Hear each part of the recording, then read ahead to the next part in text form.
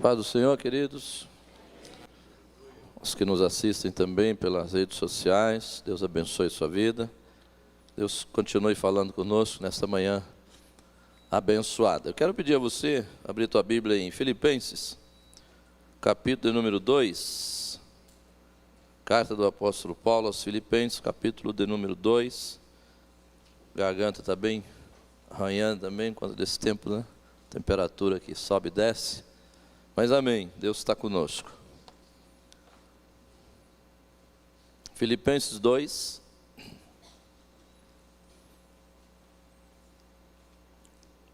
A partir do 5.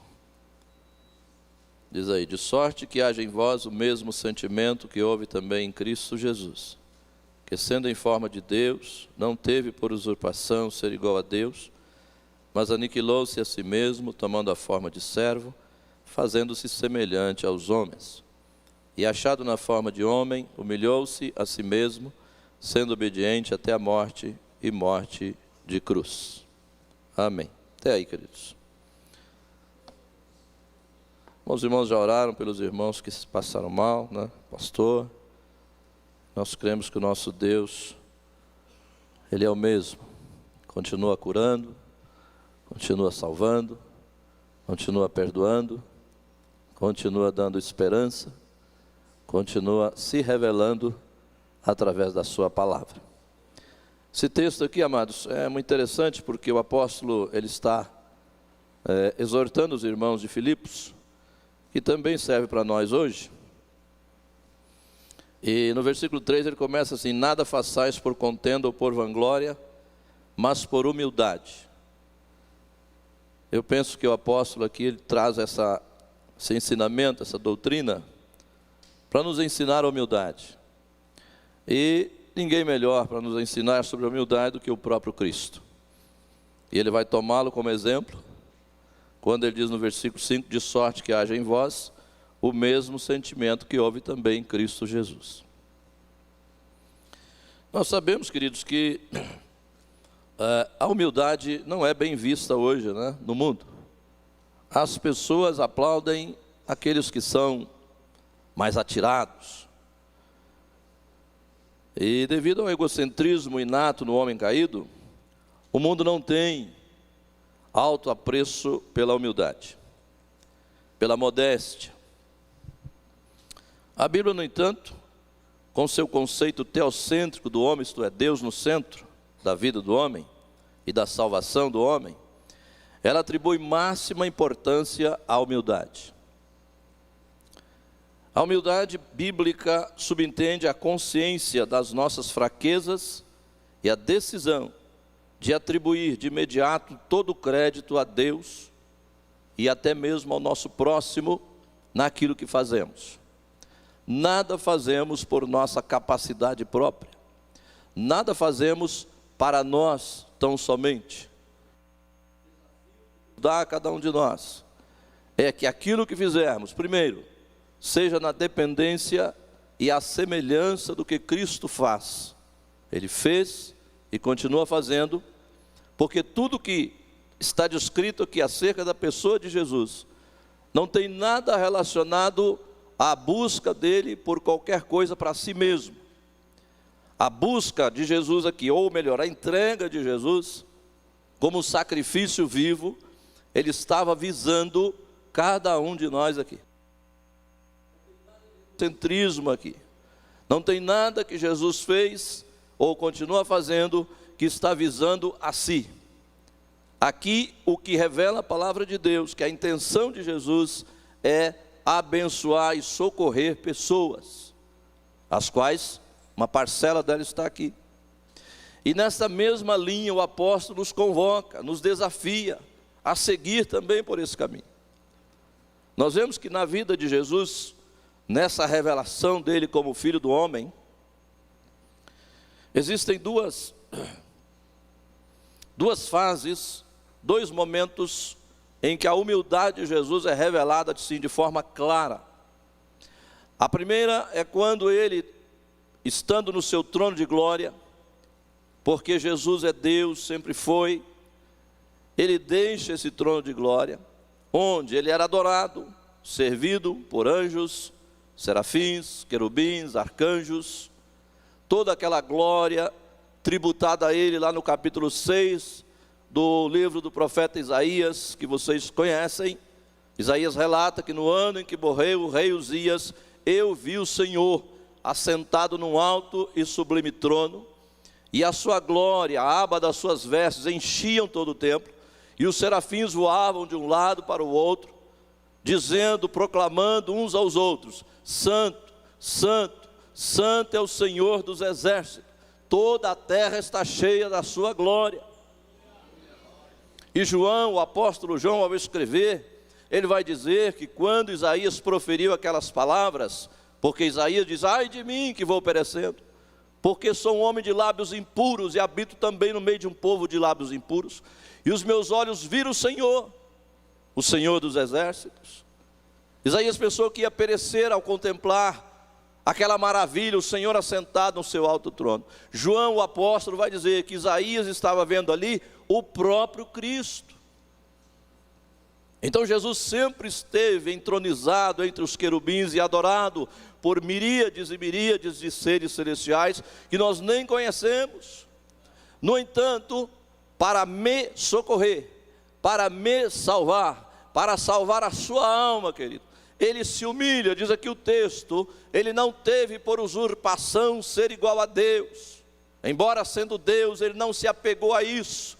Ele humilhou-se, ele esvaziou-se a si mesmo da sua glória e desceu aqui à terra fazendo-se semelhante aos homens.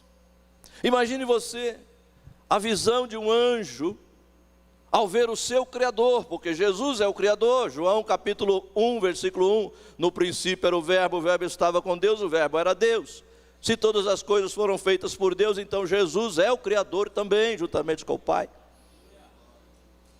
Imagine um anjo olhando e vendo o seu Senhor, o seu Criador, descendo do seu trono, despojando da sua glória, tirando o seu manto real de si, tirando a sua coroa gloriosa, e descendo a essa terra cheia de pecados. Imagine qual é a visão desse anjo.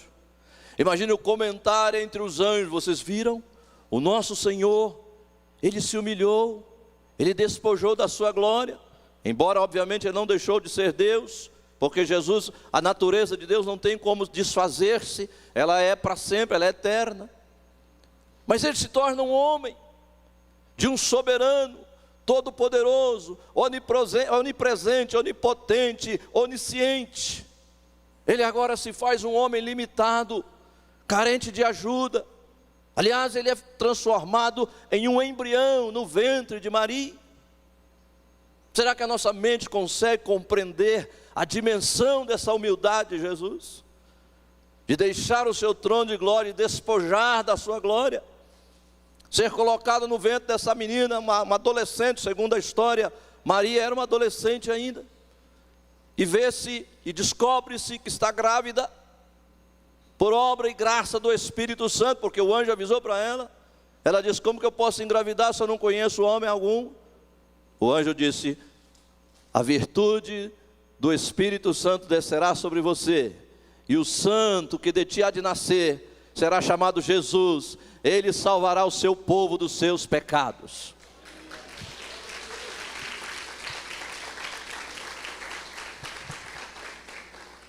Mas não parou aí. Jesus, ao chegar aqui à terra, ao crescer, ele poderia requerer alguns privilégios. Ele era o Senhor da terra, ele criou os homens.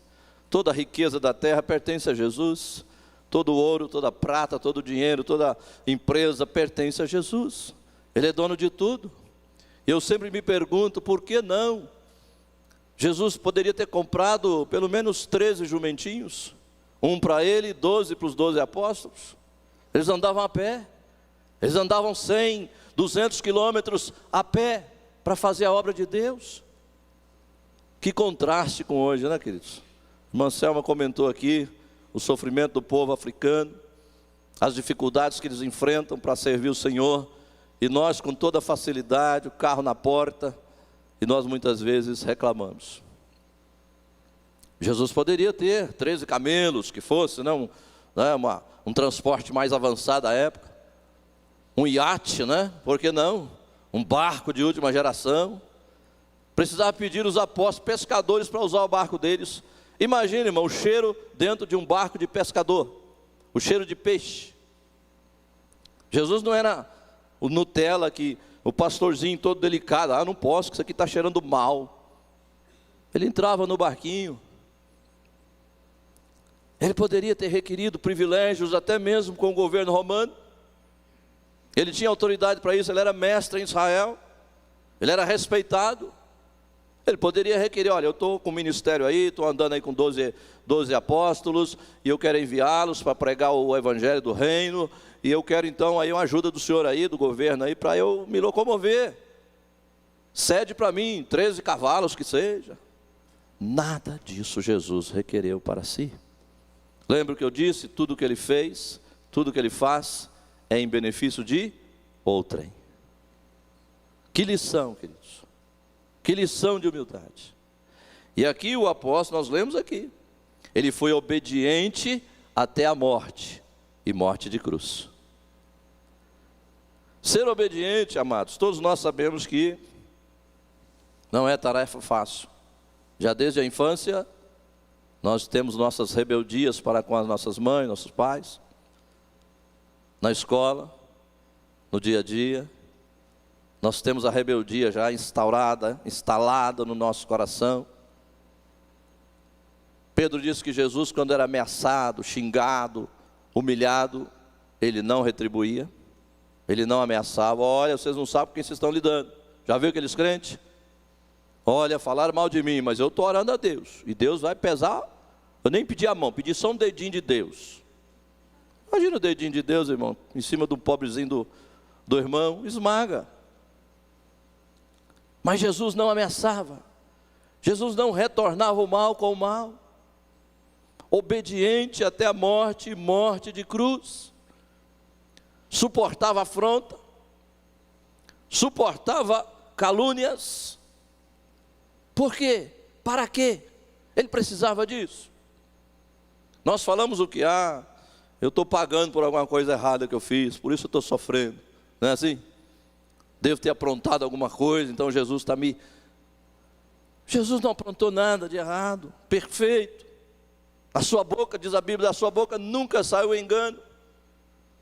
Jesus nunca falou um palavrão, nunca falou mal de ninguém. Ele desafiou a multidão: quem de vocês me convence de pecado?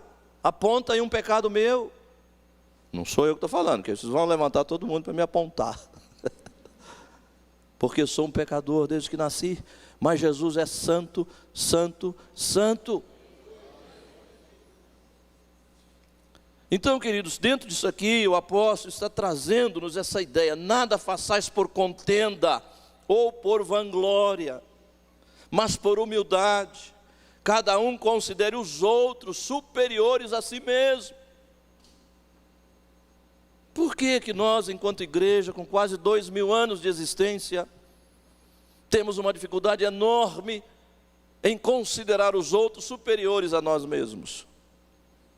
O meio evangélico hoje está terrível. A ostentação é algo assim horroroso no meio evangélico. Dependendo da pessoa com quem você falar, ele já saca a sua credencial e diz: você sabe com quem você está falando? Posso te levar nos tribunais. É triste, irmãos, mas a recomendação é essa: não atente cada um para o que é propriamente seu, mas cada qual também para o que é dos outros. E aí ele traz o exemplo de Jesus. 1 Coríntios 15:3, porque primeiramente vos entreguei o que também recebi, que Cristo morreu por nossos pecados, segundo as Escrituras. Duas coisas aqui: primeiro, Cristo morre por meus pecados, por seus pecados. Segunda coisa, essa informação é segundo a Escritura. Isso hoje tem que ser falado repetidamente, porque tem muita gente que está baseando a sua fé em qualquer coisa, menos nas Escrituras. As Escrituras já não estão tendo mais a autoridade que tem. Para alguns aí, ela está fraca, ela está ultrapassada, a Bíblia é retrógrada. temos que reformular a Bíblia, mas Jesus sempre pautou a sua vida nas Escrituras. Quando ele foi ser batizado por João, João recusa e diz: olha, eu careço de ir até o Senhor vem até mim? Jesus: deixa, João, importa que cumpra toda a justiça da Escritura. Capítulo 7 de João: quem tem sede, vem a mim e beba. Como diz a Escritura, ali ele volta a frisar novamente a Escritura, que aquele que beber da água dele jamais terá sede. Então o apóstolo Paulo está deixando aqui bem claro que o tema central da Bíblia, meus amados, de Gênesis a Apocalipse, é a morte de Jesus por nós. É a morte de ninguém menos do que o Deus Criador dos céus, da terra, do mar e tudo que há neles. Daquele que esvaziou-se da sua glória, deixando o seu trono glorioso e descendo aqui para me resgatar do meu pecado. E que esse sentimento deve também existir no meu coração, que eu devo atentar não só para aquilo que é propriamente meu, mas também para aquilo que é seu. Eu devo ter um olhar distante do meu egocentrismo. A salvação que Deus me deu não é para eu ficar de boca fechada, é para eu anunciar ao mundo que Ele é o único Salvador que leva para o céu. A mensagem central do Evangelho é a morte de Cristo. Um evangelho que não prega a morte e ressurreição de Cristo não é evangelho. Um evangelho que convida as pessoas para virem como estão e continuarem do mesmo jeito não é evangelho. O evangelho, segundo Paulo, no capítulo 1, versículos 16 e 17 de Romanos, Paulo diz que não me envergonho do evangelho, porque é o poder de Deus para a salvação de todo o que crê. Evangelho de Deus é poder de Deus para a salvação, para a libertação do poder do pecado. Não adianta frequentar a igreja, não adianta sentar no banco da igreja, cantar, gesticular, pular, falar em língua estranha, pregar, cantar, tocar instrumento e continuar debaixo da escravidão do pecado. Da escravidão Jesus já nos libertou.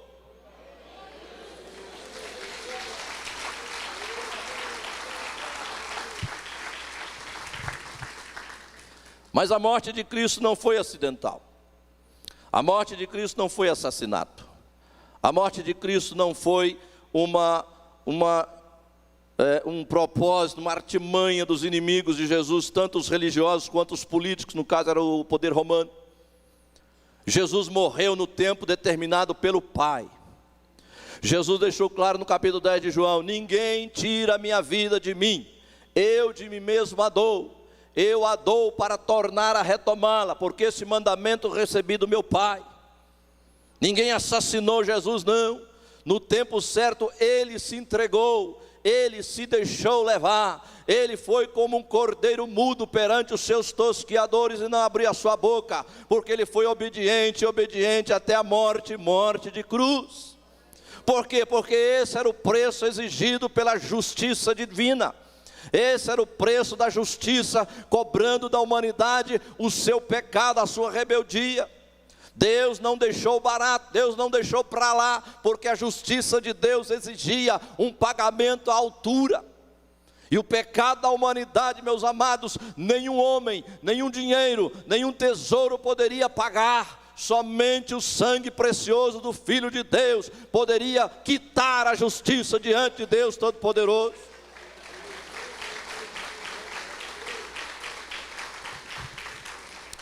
Mas isso foi planejado pelo Pai, pelo Filho e pelo Espírito Santo, desde antes da fundação do mundo. Não foi um acidente de percurso. Nossa, Jesus morreu tão novo, um rapaz tão abençoado, 33 anos de idade, tinha tanto para dar ainda. Por quê? A culpa é dos líderes religiosos que o entregaram ao exército romano e que o crucificaram. Não.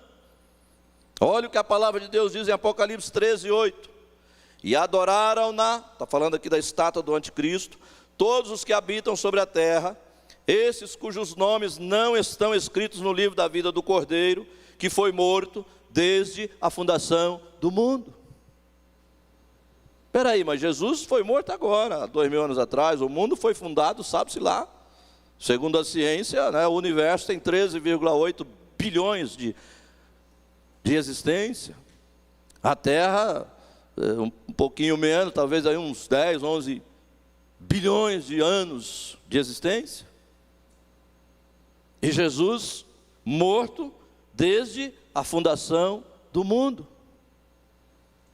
No plano de Deus, na onisciência de Deus, Deus já sabe tudo o que irá acontecer daqui a, se Jesus não vier, daqui a 50, 100, 200, 300 anos, e a eternidade afora, Deus já sabe de tudo e tudo já está planejado, querido. Sabe o que significa isso para mim e para você? Segurança. Nós não estamos aí vagueando pelo mundo, sujeito a uma bala perdida, sujeito a ser derrotado, sujeito a um câncer, sujeito a uma Covid. Tudo isso pode acontecer conosco, porém, debaixo de um planejamento feito desde a fundação do mundo. O nosso Deus jamais foi pego de surpresa. Alguém pergunta, por que Deus permitiu Adão pecar e trazer todo esse transtorno, trazer a morte, trazer o pecado para a terra? Por quê? Não entre nos porquês de Deus, já falamos aqui, mas entenda os paraquês.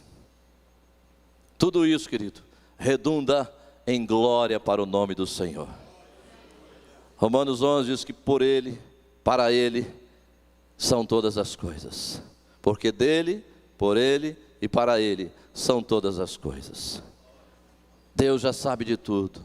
Deus sabe da sua existência, Deus sabe o seu endereço, sabe o seu sobrenome, sabe o seu RG, sabe o seu CPF, sabe o seu pensamento, sabe a tristeza da sua alma, sabe a vitória que está te aguardando. Ele tem um céu de herança para você. Não fique desanimado olhando, porque eu tenho que passar por isso. Há um céu para você, meu amado. A morte de Cristo teve por finalidade, primeiro, a reconciliação do mundo. Colossenses 1:20 diz, e havendo por ele feito a paz pelo sangue da sua cruz, por meio dele reconciliasse consigo mesmo todas as coisas, tanto as que estão na terra como as que estão nos céus. A morte de Cristo reconciliou-nos com Deus. A morte de Cristo é o elo que nos leva a voltar a ter comunhão com Deus Pai. O pecado é a barreira de separação, mas a morte de Jesus é a dinamite que destrói essa barreira, essa parede de separação.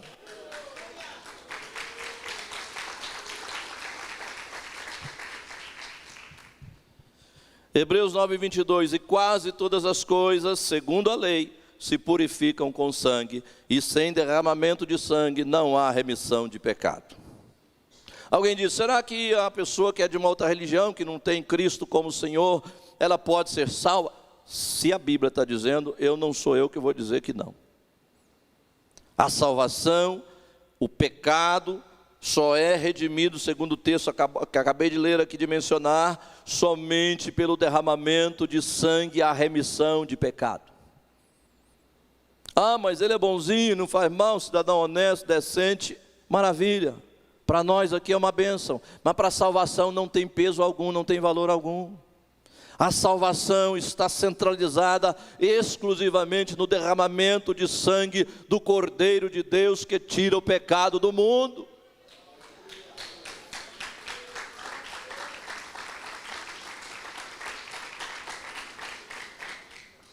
A palavra propiciação no grego é islamos, que significa aplacar. 1 João 2,2 diz assim, ele é a propiciação pelos nossos pecados, e não somente pelos nossos, mas também pelos de todo o mundo. Alguém diz, Cristo não morreu pelo mundo, ele morreu pela igreja, mas não pelo mundo. Espera aí, onde é que há limitação na graça de Deus na Bíblia? O texto de João é claro, ele morreu não apenas pelos nossos pecados, mas também pelos de todo o mundo. Todos são alcançados, todos estão perdoados. Deus amou o mundo e não um grupo predestinado. Deus amou e ama e amará sempre o pecador, ainda que ele esteja mergulhado no seu pecado. O amor de Deus é maior, o amor de Deus está acima disso. O amor de Deus trouxe o seu Filho amado aqui, que morreu, que derramou o seu sangue, e todos estão perdoados em Cristo Jesus. Ah, peraí, mas por que nem todos são salvos? Aí já é outra situação, meu amado. E de pregar o evangelho a toda criatura. Quem crer e for batizado será salvo. Porém, quem não crer será condenado. Salvação é questão de fé. Você não vê nada. Isso já ocorreu há quase 2000 anos atrás. Você pode não sentir nada, porque salvação não é sentimento. Ai, irmão, não estou arrepiando, não estou vendo um anjo, não estou sentindo que a espada do anjo me cutuca. Não tem nada disso não. Salvação é pela fé. Crê no Senhor Jesus e será salvo tu e a tua casa. Paulo diz em Efésios 2, 8, 9: pela graça sois salvos por meio da fé. Isso não vem de vós, é dom de Deus. Não vem de obras, para que ninguém se glorie. Quantas pessoas se gloriando? Ah, irmão, eu pago o preço. Olha, eu sou do jejum, da oração, do monte. Eu oro no vale, no monte. Você pode e deve orar em qualquer lugar. A questão não é isso. A questão não é obras que eu faço. A questão é a graça, é o favor imerecido do Senhor que alcançou todo pecador que se arrepender. Mas tem que se arrepender, tem que crer. Se não houver arrependimento, não há remissão de pecados. Se não houver fé no Filho de Deus, não mudará nada na sua vida. Você sendo bonzinho, religioso, pagando suas dívidas, sendo fiel em todo tempo, em todo lugar, nada disso vai resolver para a sua salvação. O juízo de Deus será sem misericórdia naquele grande dia. Mas hoje, no momento, enquanto você está com vida, crê no Senhor Jesus, arrepende-se dos seus pecados, venha a Jesus, porque Ele prometeu: aquele que vier a mim, de maneira nenhuma lançarei fora. Vinde a mim todos cansados e oprimidos, eu vos aliviarei. É promessa de Jesus.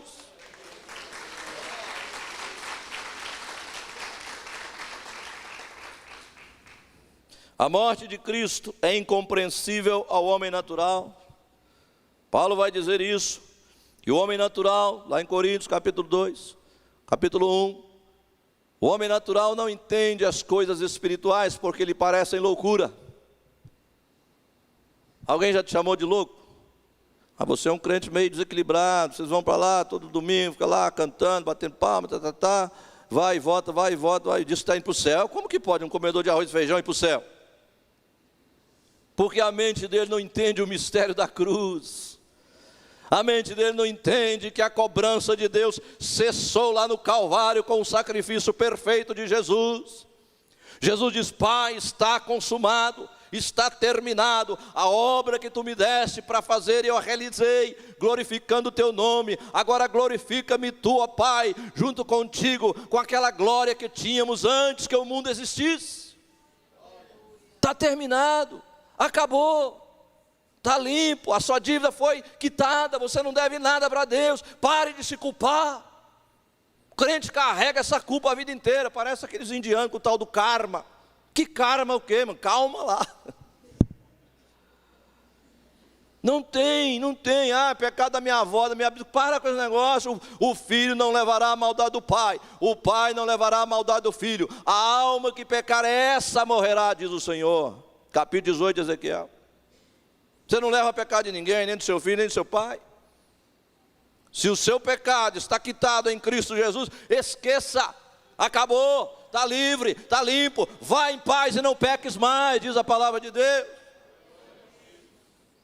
Lembro-me quando ainda jovem, uma certa irmã me procurou, falou: irmão, eu estou numa luta terrível, aceitei Jesus, mas eu não consigo sentir o perdão de Deus. Quando eu era do mundo, eu levava uma vida terrível aí. Agora toda vez que eu vou orar, vem na mente: ah, você está aí disfarçando, eu sei que você aprontou no verão passado. Falei: meu Deus, que tribulação. Eu falei: minha irmã, eu li num livro o seguinte, o pastor disse que quando Deus, pastor e a Bíblia cita, né? Que quando Deus perdoa nosso pecado, Ele lança no mar e deles não se lembra mais. Capítulo 10, versículo 17 da carta aos Hebreus. Dos seus pecados não me lembrarei mais. Só que vou fazer uma historinha que é para a senhora entender o que eu estou dizendo, que a Bíblia está dizendo. Deus pegou o seu pecado e lançou no mar. Deus esqueceu, mas a senhora não. Sabe o que a senhora está fazendo? A senhora está pegando sua varinha de pescar, seu anzolzinho enferrujado, e está lá, tentando pescar os seus pecados, que Deus já prometeu esquecer. Esquece isso, irmã. As coisas velhas passaram, tudo se fez novo. A senhora é uma nova criatura em Cristo Jesus. Segue daí para frente, para com esse negócio. Porque, irmão, qualquer de nós aqui, se for ficar pensando no que eu fiz, no que eu aprontei, misericórdia, eu não vivo. Eu vou morrer de vergonha, imaginando que tem um anjo aqui do meu lado, ou a presença de Deus que é onipresente, Ele está aqui, e eu aqui, um pecador, falando com vocês aqui. Jesus olhando para mim e falando, que cara de pau, hein? Jesus não faz isso, gente. Quem faz é a minha mente. Eu aprontei, aprontou, acabou, para de aprontar, segue agora em frente, porque o Senhor é contigo, e o seu pecado está perdoado em nome de Jesus.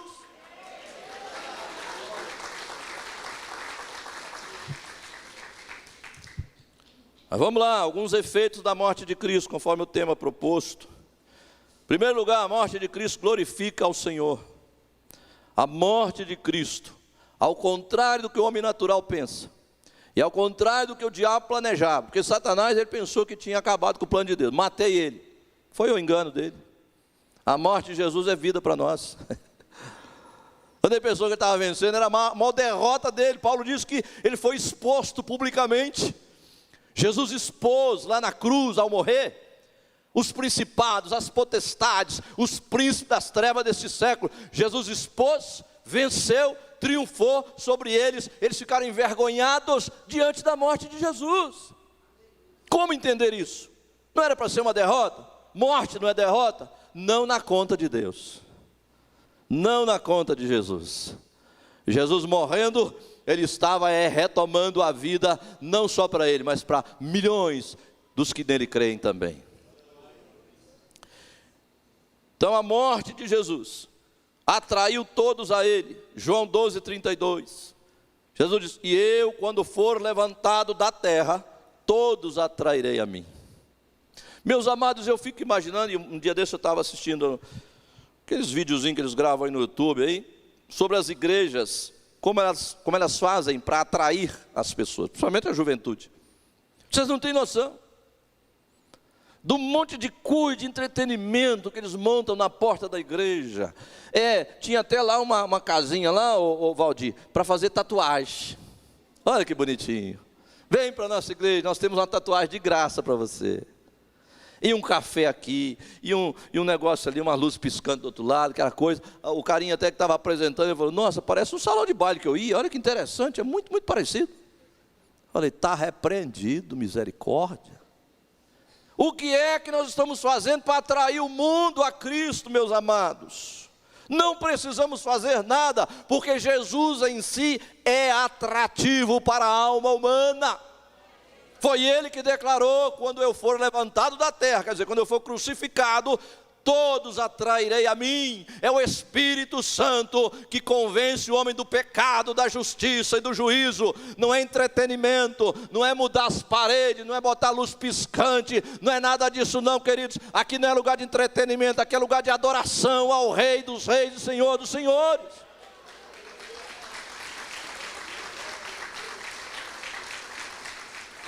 Só serve para acalmar a consciência. A adolescente, o rapaz, os pais não deixam ir para o salão de baile, vai para a igreja, aí vamos transformar isso aqui numa semelhança. Não é um salão de baile, está repreendido, mas nós vamos fazer bem próximo para segurar os jovens. Meu amado, pelo amor de Deus, eu fui jovem, eu fui crente quando jovem.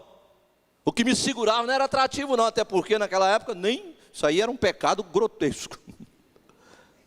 Não. O que me atraía em Jesus era o seu amor, era o seu Espírito Santo na minha vida, é a sua palavra, nela medita de dia e de noite, ela fará prosperar o seu pé, o seu caminho, tudo quanto você fizer prosperará, quando você meditar na palavra de Deus. Não precisamos desses amuletos, dessas muletas, dessas bengalas, para poder servir a Jesus. Isso seria até humilhante para Jesus. Vamos imaginar aqui num caso de humano, né? Vamos aqui imaginar o meu filho falar, pai, eu gosto de você porque você é palhação, ou então você sempre se veste bem palhaço para me agradar, por isso que eu gosto de você. Meu Deus do céu, Eu quero que você goste de mim pela pessoa que eu sou, e não pelo que eu visto, e não pelo que me transforma para te agradar. Dizer que vai à casa de Deus orar ao Senhor, porque ela tem atrativo humano, isso é uma assinte à pessoa de Cristo. Ele é atrativo por si, é por Ele, para Ele que são todas as coisas, inclusive você, meu amado. Você é dele, adore-o, porque para isso você existe, para adorar o Senhor. Mas quando eu quero traçar um caminho que eu acho que é o melhor para mim, é onde muitos estão frustrados, desviados da presença de Deus. Porque em vez de ele buscar o atrativo em Cristo e na sua palavra, vai buscar nas coisas mundanas, você não vai achar nunca. A sua alma tem um espaço, e esse espaço ele é exatamente da altura da pessoa de Jesus Cristo, Filho de Deus. Nada mais vai te preencher, meu amado. Pode buscar, eu também já fui na minha adolescência para esse mundo miserável e buscar alguma coisa para preencher minha alma. Nada me satisfez, porque a minha satisfação plena está na pessoa de Jesus Cristo, o Filho de Deus. Não vá, estou te aconselhando. A morte de Cristo venceu Satanás eternamente, Hebreus 2,14. E visto como os filhos participam da carne e do sangue, também ele, Jesus, participou das mesmas coisas, quer dizer, se fez humano, para que pela sua morte aniquilasse o que tinha o império da morte, isto é, o diabo. Está com medo de morte aí, meu amado? Não precisa temer a morte, sabe por quê? Jesus já venceu a morte. Ah, mas se eu morrer, o que será de mim? Será muito melhor do que agora. Você crê nisso? Porque se você não crê, você está deixando de crer na Bíblia. Paulo diz assim, eu desejo partir, desejo, hein? Eu desejo partir e estar com o Senhor, o que é ainda muito melhor do que estar aqui. O Salmo diz assim, preciosa é a vista do Senhor, a morte dos seus queridos. Não tema a morte, meu amado. Cristo já venceu aquele que tinha o império da morte, isto é, o diabo está derrotado pelo poder do sangue de Cristo na cruz. Para com esse negócio de medo de morte, irmão. A morte para nós é apenas o passaporte que não vai nos levar não para Disney, mas para a presença santa e poderosa e eterna do nosso Deus. Guarda esse passaporte. A hora que Jesus te entregar, você fala, obrigado Jesus, pode encostar o trem aí que eu estou entrando para partir. Vamos acabar com isso. O pastor Altamir leu aqui 1 Tessalonicenses 4:13. Não quero, irmãos, que sejais ignorantes acerca dos que já morreram, como aqueles que não têm esperança. Não podemos ser como o povo do mundo. O povo do mundo não tem esperança, morreu, acabou, nunca mais vou ver meu filho, nunca mais vou ver papai. Para com essa bobagem, meu papai morreu há 30 e poucos anos, estou louco de saudade de vê-lo, verei em breve.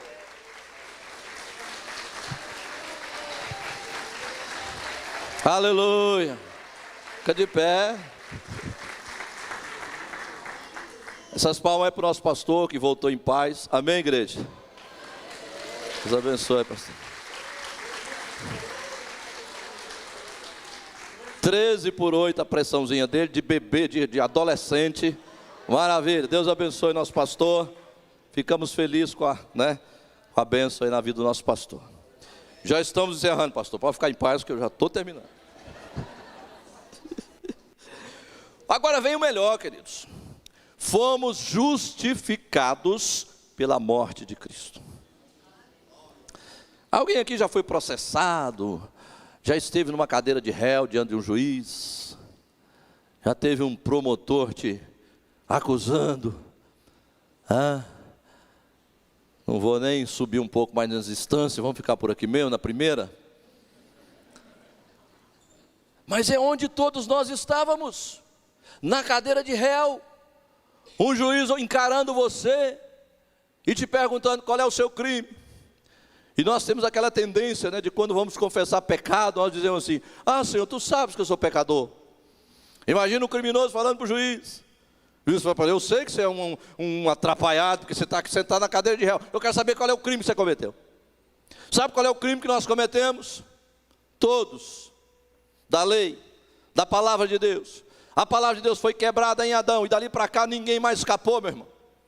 Inclusive eu estava vendo um japonês, comentando, né, num videozinho que ele gravou lá, diz que quando ele morou no Japão, ele fez um livretinho bem bonitinho para evangelizar o seu colega de trabalho, que era um japonês nato, e deu o livrinho para ele. E na semana seguinte o japonês chamou e falou: eu li o teu livro. E aí, como é que foi? Eu não preciso de Jesus. Ah, não preciso. Não preciso. Mas como assim? Todos nós precisamos. Não. Vocês ocidentais deixam de matar, roubar e fazer tudo que é ruim, porque tem uma lei obrigando vocês. Nós aqui japoneses, nós temos a nossa cultura. Nós sabemos que aquilo que é errado não podemos fazer e acabou, a gente não faz. Então eu vou precisar de Jesus do céu para quê? Aí o irmãozinho disse que ficou meio sem palavra para falar com ele. Eu falei: ô papai, eu queria ter essa oportunidade. Eu ia falar para esse japonês: ô meu amado, você não sabia que em Adão todos pecaram e em Adão todos morreram? Você sabia que o salário do pecado é a morte, por isso que você vai morrer assim como eu? Se você, a sua cultura fosse o suficiente para agradar a Deus, você seria um imortal, coisa que você não é. Então você e eu devemos para Deus sim uma dívida eterna, querido, que não tem cultura que pague bom comportamento, porque não é por meio de obras, é pela graça e pela misericórdia de Deus. Então você precisa, tanto quanto eu, de Jesus. E não é pelo que você faz apenas, é pelo que você é. Você é um pecador desde que saiu do ventre da sua mamãe, meu amado. Então você precisa sim de Jesus, acreditando, querendo ou não, você precisa assim como eu. Mas ele não falou isso para o japonês. Que Deus ajude o japonês, que ele encontre a verdade. Glória a Deus. Então, queridos, fomos justificados. Olha Romanos 5:9. Logo, muito mais agora, sendo justificados pelo seu sangue, seremos por ele salvos da ira. A justificação é o processo pelo qual os seres humanos pecadores são aceitos por um Deus santo. Aquela pergunta que te fazem: como você acha que vai comparecer diante de um Deus santo, você que é um pecador, comedor de arroz e feijão que nem eu? Dê a resposta para ele: Jesus já me justificou diante do Pai. Glória a Deus. Romanos capítulo 8, versículo 1. Portanto, agora nenhuma condenação há para os que estão em Cristo Jesus. Acabou, não há condenação. Deixa e repreende essa sua mente em nome de Jesus. Quando vier a acusação diabólica dizendo: você não é nada disso, você é um pecador, você fala: sim, sou um pecador lavado e remido no sangue de Jesus Cristo. Ah, você está condenado por Deus, Deus é santo, você é pecador. Sim, Deus é santo, eu sou pecador, isso é verdade. Mas também pelo sangue de Jesus Cristo eu fui feito justo na presença de Deus, declarado justo. Quando Deus justifica, Ele lança o débito do pecado do homem a Cristo e acredita a justiça de Cristo ao crente. Tem justiça maior do que a de Jesus? Tem alguém que andou na terra mais perfeito do que Jesus? Não. E Deus pega tudo isso, a vida de Jesus. Quando Ele olha para você, Jesus aparece na frente de Deus. Deus: ah, que meu filhinho é maravilhoso, olha só, são tudo santo. Por quê? Porque Jesus está na nossa frente. Jesus é o nosso capitão, Jesus é o nosso guia. Ele entrará no céu na nossa frente, e todos nós atrás da sua sombra, e entraremos e seremos recebidos pelo Pai, com aplausos, com abraço, com bem-vindo, benditos de meu Pai, recebei por herança o reino que vos está preparado desde a fundação do mundo. Amém.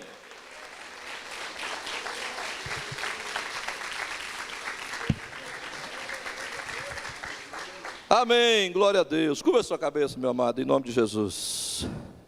Meu Deus, meu Pai, obrigado, Senhor.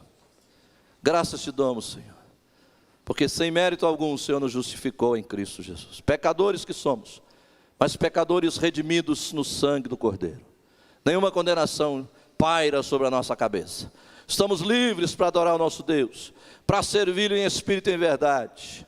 Que essa verdade esteja firmada em meu e em cada coração aqui presente. Aqueles que nos ouvem, Pai, se não tem essa certeza, que busque-a em Cristo Jesus, que arrependam-se dos seus pecados e creiam no Senhor Jesus Cristo, que tem poder para nos perdoar de todo o pecado. Amém e amém.